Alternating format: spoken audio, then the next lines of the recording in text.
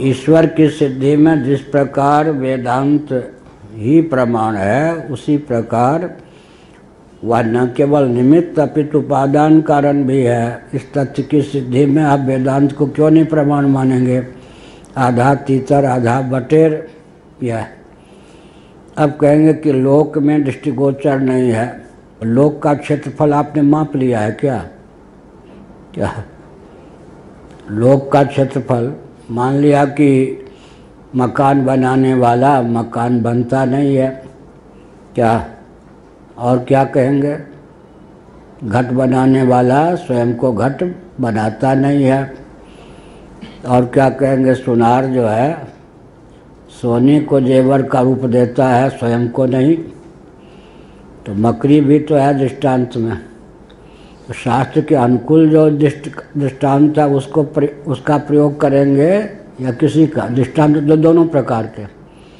दोनों प्रकार के दृष्टांत में हम किसको चुनेंगे? शास्त्र सम्मत जिस तथ्य की परिपुष्टि में जो दृष्टांत सिद्ध होगा उसी को तो चुनेंगे। जैसे एक दिन हमने बताया था भाष्य के आधार पर ही, ये जो है चेतना संपन्न, ऐसे करने पर कुछ प्रभाव पड़ता है या नहीं? इससे ये लोम और बाल उत्पन्न हो जाते, केस। तो यह जो है चेतन से जड़ की उत्पत्ति का दृष्टांत। और जो स्वेदज प्राणी होते हैं, स्वेदज प्राणी, मल मूत्र पसीने से उत्पन्न होने वाले, वो जड़ से चेतन के उदाहरण है। उदाहरण तो दोनों प्रकार के। क्या चारवाक किस उदाहरण को मानेगा? स्वेदज प्राणी वाला। पृथ्वी से जैसे वृक्षादि की उत्पत्ति हो जाती है, मलमूत्र पसीने से जैसे अमुक अमुक प्राणियों की उत्पत्ति हो जाती है। और हम कहेंगे कि जैसे चेतना संपन्न त्वक से बाह्य गोलक से चेतना शून्य बाल या नख का अग्रभाग उत्पन्न हो जाता है। तब दोनों प्रकार के दृष्टांत में प्रबल दृष्टांत कौन होगा? जिसके पीछे श्रुति का हाथ होगा। इसलिए दृष्टांता सिद्धि नामक दोष की प्रसक्ति नहीं होती। दोनों पक्ष में दृष्टांत है, फिर उसमें प्रबल दृष्टांत कौन होगा, मान्य दृष्टांत कौन होगा? जो श्रुति के सिद्धांत के अनुकूल होगा, जहाँ पर होगा। अब मिट्टी से घट की उत्पत्ति का भी दृष्टांत है, रस्सी से सर्प की उत्पत्ति का भी दृष्टांत है, ठीक है। ऐसे ही सीपी से चांदी की उत्पत्ति का भी दृष्टांत है, दूध से दही की उत्पत्ति का भी दृष्टांत है। तो कोई भी दृष्टांत पकड़ के कहीं रख देंगे क्या? दृष्टांत तो उसी को कहते हैं ना। पक्ष, जिस पक्ष में जो साध्य जिस हेतु के द्वारा करना चाहते हैं सिद्ध, जिस पक्ष में जिस साध्य को जिस हेतु के द्वारा सिद्ध करना चाहते हैं, उसके अनुकूल जो दृष्टांत होगा उसी का ग्रहण करेंगे या किसी और का ग्रहण कर लेंगे? फालतू का तो नहीं ग्रहण करेंगे, फालतू का ग्रहण करेंगे, फालतू का। इसीलिए दृष्टांत तो सब जगह सब तरह के, सर्वथा दृष्टांता सिद्धि नहीं है ना। अतः ईश्वर केवल निमित्त कारण है, यह कथन नहीं। ईश्वर की सिद्धि जिस वेदांत शास्त्र के द्वारा, उपनिषद के वचनों के द्वारा होती है, उन्हीं वचनों के द्वारा ईश्वर के निमित्त कारणत्व का भी ज्ञान होता है, उपादान कारणत्व का भी ज्ञान होता है। अतः ईश्वर निमित्त और उपादान या उपादान और निमित्त दोनों कारण है। इसमें यहाँ जो योनि शब्द का प्रयोग है उपादान के अर्थ में है। कर्तारमीशम पुरुषम ब्रह्म योनिम मुंडक 3:1-3:1-3। अब यहाँ पर भी कर्तारम ईशम भी कहा। अब उसी वो जो ब्रह्म है, क्या है? पुरुषम ब्रह्म योनिम, और योनि कहकर उसी को उपादान भी कहा। कर्तारम कहकर उसको इस दृष्टि से एक बहुत बढ़िया है। त्वयीश्वरे ब्रह्मणि नो विरुध्यते। वसुदेव जी ने कहा है भागवत के अनुसार, कुछ श्रुतियाँ ऐसी हैं जो आपको अनीह, निष्कल, निष्क्रिय, निरवयव, सर्वथा बताती हैं। कुछ ऐसी श्रुतियाँ हैं जो आपको जगत का कर्ता भी बताती हैं। तो कर्तृत्व तो अपने आप में विकार है। इसका उत्तर दिया वसुदेव जी ने, त्वयि ईश्वरे ब्रह्मणि नो विरुध्यते। आपका एक ईश्वर रूप है, एक ब्रह्म रूप है। आपका एक ईश्वर रूप है, एक ब्रह्म रूप है। ब्रह्म रूप से आप निष्कल हैं, ईश्वर रूप से आप सकल भी हैं। इस प्रकार से निष्कल सकल दोनों ही आप हैं। इसी प्रकार यहाँ आज ध्यान गया कि वो जो त्वयीश्वरे ब्रह्मणि नो विरुध्यते श्रीमद् भागवत का वचन है, उसका मूल मुझे यहाँ ध्यान आया कि यह है, कर्तारम ईशम भी कहा, पुरुषम भी कहा, ब्रह्मयोनिम ब्रह्म भी कहा। पुरुषम क्या हुआ? पूर्णत्वात् पुरुषयनाद्वा निरत्सयम यद बृहत् तद ब्रह्म, ब्रह्म भी हो गया, ईश्वर भी हो गया। तो निमित्त कारण की दृष्टि से प्रधानता से ईश्वर कह दिया, उपादान कारण की दृष्टि से ब्रह्म कह दिया, और उस ब्रह्म की आत्मरूपता को स्थापित करने के लिए क्या कह दिया? पुरुषम, पुरुषयनात् या पूर्णत्वाद्वा, वो पूर्ण है। पूर्ण है माने अपूर्णता उसमें नहीं है। इसलिए पूर्णता कब होगी? जब वो निमित्त और उपादान दोनों कारण होगा, तभी तो पुरुष संज्ञा ही तब चरितार्थ होगी जब अपूर्ण नहीं। अपूर्ण वो है ना, कुलाल अपूर्ण हुआ या नहीं? घट बना सकता है, घट बन नहीं सकता। मिट्टी अपूर्ण हुई या नहीं? घट बन सकती है, घट बना नहीं सकती। तो अब पूर्ण कौन हुआ? जो बन भी सकता है, बना भी सकता है, वो पूर्ण हुआ या नहीं? यह हुआ। यद्भूत योनिम, यहाँ भी मुंडक ही है। मुंडक उपनिषद एक एक छः, वो एक तीन एक तीन एक एक एक छः। परिपश्यन्ति धीराः, भूत माने जो भी कार्य प्रपंच है उसका नाम भूत। उसके कारण, उपादान कारण के रूप में धीराः परिपश्यन्ति, बुद्धिमान धैर्य संपन्न व्यक्ति उस परमात्म तत्व को जगत का उपादान कारण परिपश्यन्ति समझते हैं, जानते हैं। धीरा क्यों कहा? धैर्य विचलित हो जाता है यहाँ पर। कैसे? निमित्त कारण हो सकता है, ईक्षण करता होने के कारण यह बात तो समझ में आ जाती है, कुलाल आदि के समान। अब जब निमित्त कारण होगा तो कारण जो होता है वो सिद्ध होता है, कार्य जो होता है वो साध्य होता है। उपादान कारण होने का अर्थ हुआ ना कि कालांतर में कार्य बन जाएगा। तो सिद्ध जो है वो साध्य कैसे बन जाएगा? अभी स्वतः स्वयं सिद्ध भी है, स्वयं साध्य भी है। असिद्ध को सिद्ध करते हैं ना, या सिद्ध ही को सिद्ध करते हैं। कर्ता जो होता है सिद्ध है। कुलाल, कुंभकार, घट बनाने वाला पहले से मौजूद है। अब घट का तो निर्माण होगा, तो निर्मित कुम्हार तो नहीं होगा ना, वो तो मिट्टी को घट का रूप प्रदान करेगा। तो मिट्टी को घट का रूप प्रदान करेगा, तो अगर कुम्हार स्वयं मिट्टी हो जाएगा तो कालांतर में घट होगा या नहीं हो? तो घट होगा तो साध्य होना पड़ेगा या नहीं? घट तो साध्य है, अभी तो उत्पाद्य है ना, अभी उत्पन्न तो नहीं हुआ है। स्वयं ही उत्पादक और स्वयं ही उत्पाद्यमान, क्या कैसे होगा? इसीलिए कहा धीरा, बुद्धि की तीक्ष्णता, कुशलता, धैर्य की पराकाष्ठा चाहिए, तब भगवान को जगत का न केवल निमित्त अपितु उपादान कारण भी माना जा सकता है। योनि शब्दश्च प्रकृति वचनः समाधिगतो लोके पृथ्वी योनि ही औषधि वनस्पतीनाम।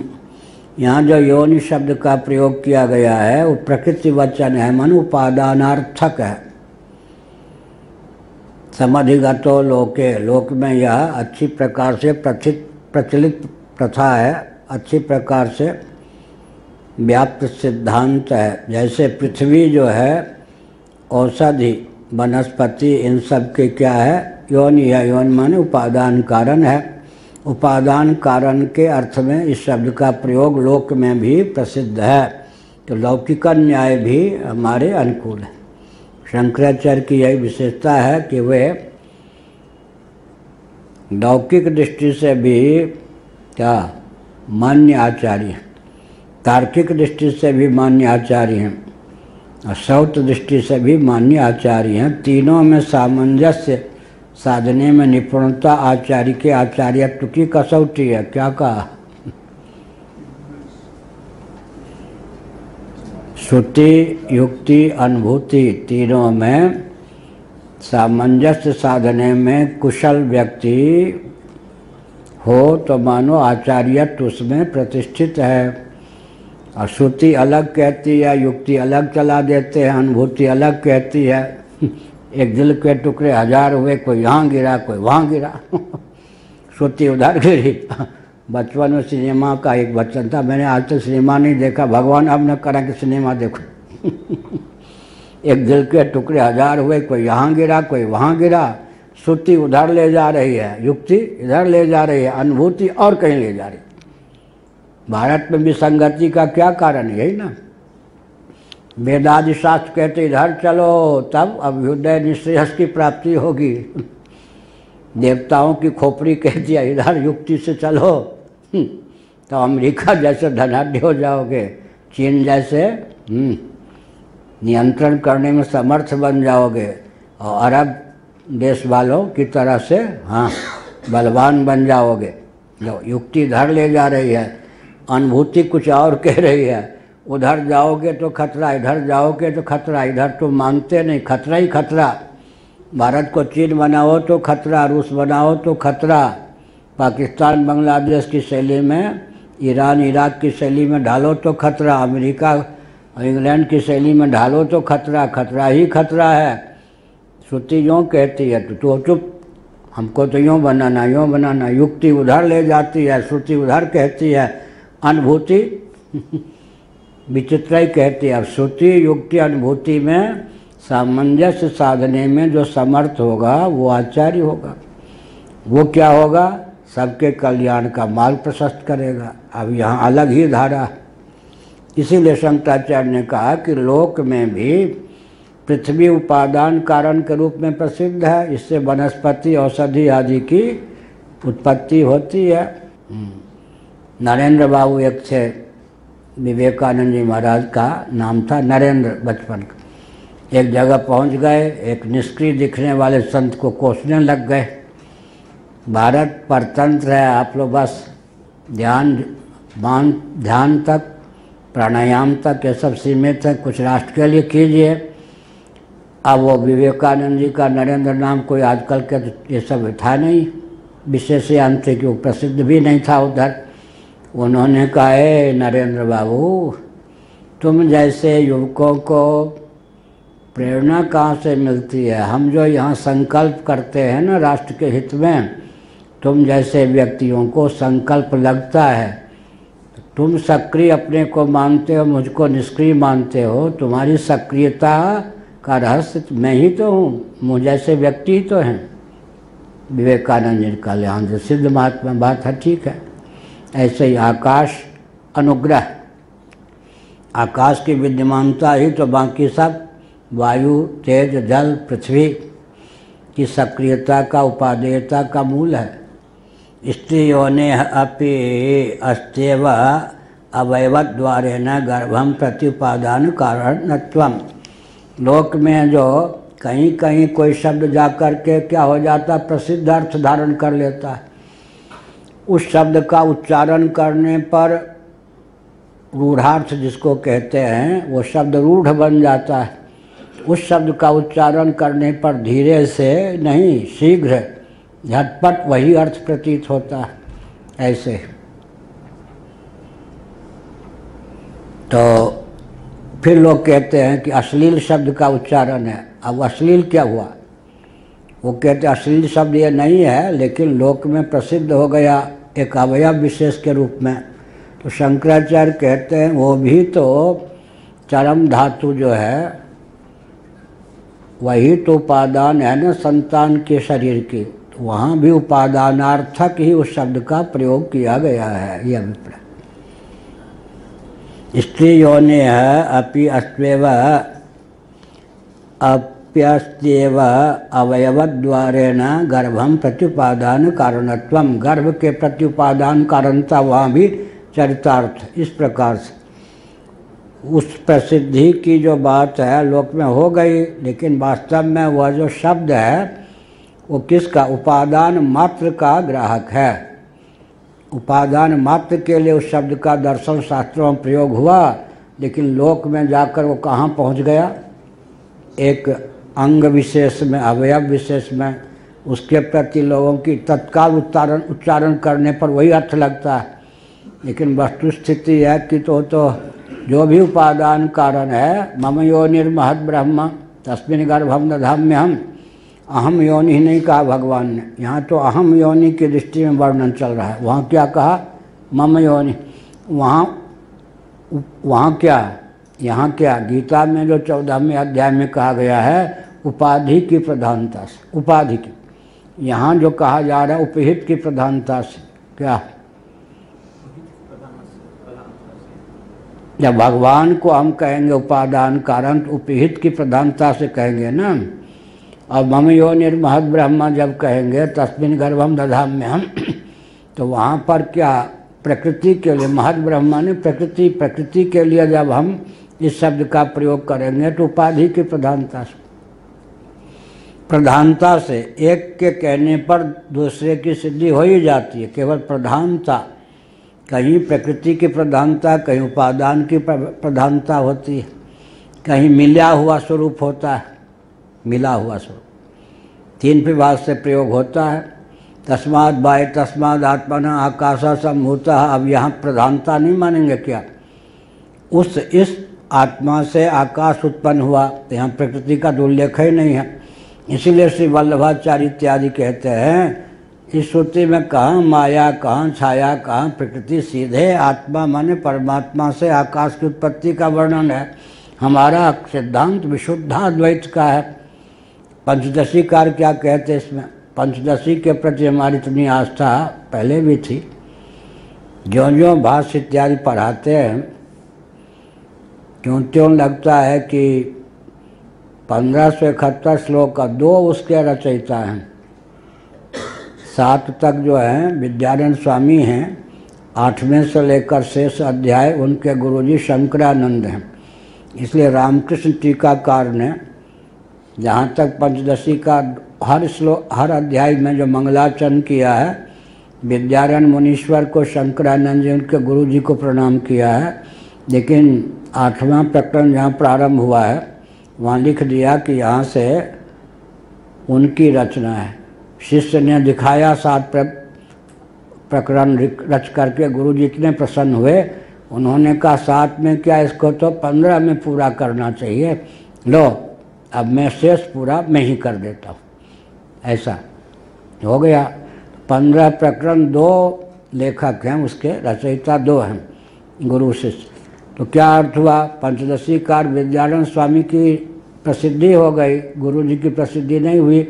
आरंभ के जो प्रकरण हैं उनके रचयिता वही हैं। तो फिर क्या कहा गया, उन्होंने कहा ये आध्यात्मिकी श्रुति है। कौन, तस्माद् वाय तस्माद् आत्मना आकाशा सम्भूतः, यह उपाधि प्रधान नहीं उपहित प्रधान है। इसका मतलब उपाधि भी संलग्न है ही। मिट्टी से घट उत्पन्न होता है ये कहने पर घटोत्पादनी शक्ति सहित मिट्टी से अपने आप समझ में आता है या नहीं।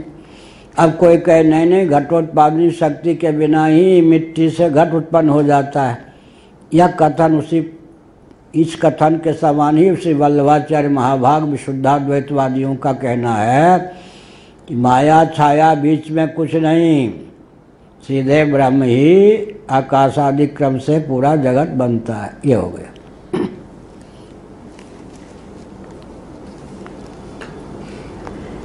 क्वचित स्थान वचनोपि योनि शब्दो दृष्टः योनिष्ट इंद्र निषदे अकारी ऋग्वेद संहिता 104:1। आजकल तो पुस्तकालय में सब नहीं तो क्या करते, इंटरनेट आदि से कुछ भी प्राप्त कर लो। उस समय जो था, उस समय तो ग्रंथागार भी और एक संपर्क स्थापित करना भी, उस समय फिर इतने ग्रंथों का उद्धरण देना भी बड़ा कठिन था। ये उद्धरण स्थल तो संपादकों ने तैयार किया है ना। पहले तो प्रायः केवल ग्रंथ का नाम ले लें यही बहुत अनुग्रह, क्या नहीं तो हाँ, उपक्रमोपसंहार वाला जो है वो कौन सा, ज्योतिष का कौन सा ग्रंथ, बृहत संहिता। तो 2 जगह सरदर्शन लिखा विद्यानंद स्वामी जी ने, सरदर्शन संग्रह, 2 जगह यह श्लोक लिखा है। एक जगह स्थल नहीं दिया, एक जगह नाम ले लिया, बृहत संहिता में यह श्लोक। ऐसे ही भगवान शंकराचार्य जो कहते हैं ऋते ज्ञानान्न मुक्ति लिखते हैं। अब वो कहीं श्रुति आजकल उपलब्ध नहीं है, लेकिन श्रुति के नाम पर लिखा है तो वो लोग आचार्य लोग धोखा नहीं देते थे। तो वहाँ पर एक जगह लिख दिया है कि काठक श्रुति है, कठोपनिषद में तो है नहीं, तो कठ शाखा में कहीं न कहीं उस समय ऐसे ही भगवान शंकराचार्य जी सदैव सत्यम श्रुति का पेंगल रहस्योपनिषद का है वचन, आजकल प्राय उपलब्ध नहीं है। तो कोई श्रुति 2500 वर्ष पहले जो उपनिषद आदि थी लुप्त हो गई। ऐसा कुछ ऐसी है जो उस समय नहीं मिल रही थी, आज मिलती है, ऐसा भी है ना। उस समय जो उपनिषद आदि नहीं मिलती थी आज मिल गई है। एक राजस्थान में कोई हैं, 2 बार मिले, एक बार यहाँ आए थे, उनको 700 श्लोकों वाली दुर्गा सप्तशती मिल गई है। गीता प्रेस आदि से जो प्रकाशित है उसमें उवाच आदि सब करके सप्तशती है ना, तो उवाच आदि मिला के 700 जोड़ लेते अनुष्टुप छंद में ढाल के। तो वैसा ऐसा हिसाब कर रहे थे कि हमसे सम्मति की भावना थी, तो हमने कहा इस ढंग से 700 बनता है, उनका बन जाता है। तो एक संस्करण निकालिए, अब निकाला या नहीं, फिर कई राजस्थान में मिले भी। पूरा शरीर उनका सफ़ेद है ना, कोई रोग होता है चर्म रोग, पूरा शरीर सफ़ेद है। बहुत बड़ा काम किया है, 32 साल लगा दिया उसमें, दुर्गा सप्तशती के तरह तरह देश विदेश में जो संस्करण है। तो ऐसा भी है, इसीलिए यहाँ पर कहा कि अब ये ऋग्वेद संहिता का वचन है, हे इंद्र तुम्हारे लिए यह योनि प्रस्तुत है, मतलब बैठने का स्थान, आज जहाँ पर व्यक्ति बैठता उसके लिए भी शब्द का प्रयोग किया गया है। तो एक ही शब्द है, भिन्न भिन्न अर्थ में भी प्रयोग किया गया है, यह अभिप्राय। वाक्य शेषात्वस्य त्वत्र प्रकृति वचनता परिगृह्यते। अब कहते हैं तो यहाँ पर स्थान विशेष माने, जैसे है इंद्र तुम्हारे लिए यह स्थान निर्दिष्ट है, यहाँ बैठो, यहाँ बैठिए। तो यहाँ पर कौन से माने, जब 2 अलग अलग अर्थ में प्रयुक्त है इस एक ही शब्द का, तो कहते हैं वाक्य शेष के बल पर यहाँ उपादान कारण के अर्थ में ही इस शब्द का प्रयोग हुआ है, ऐसा मानना चाहिए। वाक्य शेषात्वत्र प्रकृति वचनता परिगृह्यते यथोर्णनाभिसृजते गृह्यते च। यहाँ पर वाक्य शेष के बल पर जो है उपादान कारणार्थक यह शब्द संस्कृति में प्रयुक्त हुआ, यह सिद्ध है। ऊर्णनाभि माने मकड़ी, जैसे जाला को सृजते रच भी लेती है, गृह्यते च निगल भी लेती है। अब यहाँ पर क्या हुआ, जिसके ऊर्णनाभि नाम से ही संकेत हो गया ना, जिसके नाभि में जाले की सामग्री हो, सामग्री को लेकर उपादान कारणता बन जाएगी। और स्वयं संकल्प जब होगा, मौज आई फकीर के दिन ही कुटिया, क्या कुटिया फूक, जब उसके मौज आवे तब अपना वो जाले का रूप दे देती है, जब आवे तो निगल भी लेती है, और जब चाहे तो उसमें मकड़ी अपने जाले में विहार भी करती है। तो उत्पत्ति भी और नाश भी में हेतु है ना मकड़ी, लेकिन उड़ना भी कह दिया तो संकेत भी कर दिया कि वो जो जाले बनाने की सामग्री है उसके द्वार से। इसी प्रकार यहाँ पर मयाध्यक्षेण प्रकृति श्रूयते सचराचरम, यहाँ उपादान प्रधान वर्णन है या उपाधि प्रधान? उपाधि प्रधान। मम यो निर्महत ब्रह्म में